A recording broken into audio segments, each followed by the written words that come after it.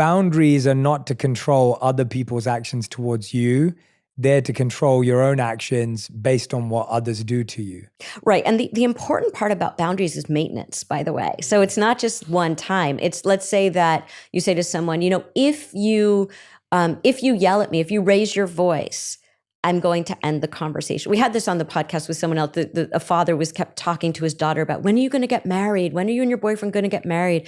And she said to him, if you bring that up, I'm going to end the conversation, or I'm going to leave the room, because I want to have fun with you when I'm with you. And this just makes it really stressful. Yeah. And so every time he mentions that, you say, Dad, just a reminder, we'll talk another time. And if you don't do that, if you don't do it consistently, like let's say that you do it 10 times, but then one time you let that conversation continue, the person thinks, oh, I can still talk about this, because they're not going to leave the room. They're not going to end the conversation. So again, it's what you do. You have to hold the boundary every single time for yourself. And the other person is going to realize at a certain point, if I want to be in that person's presence, I can't bring this up, because every single time they're going to leave. And I think that's the mistake we make. We break our own boundaries in order to show our care or to be seen as a good person or whatever it may be. Yes. But that ends up setting us up for more failure, because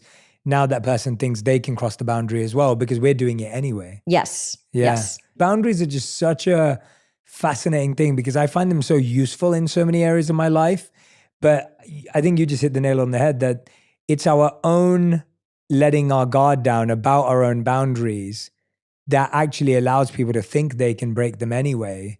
It's not about them breaking them down. Like if you stay pretty strong on that, people can still do what they want, but at least you'll know where you stand with them. I remember a small example of what you just said. I remember whenever I'd go back to London, because I like to see my family there, there'd be certain members of my family who'd always say to me, oh, you're only back for 30 days.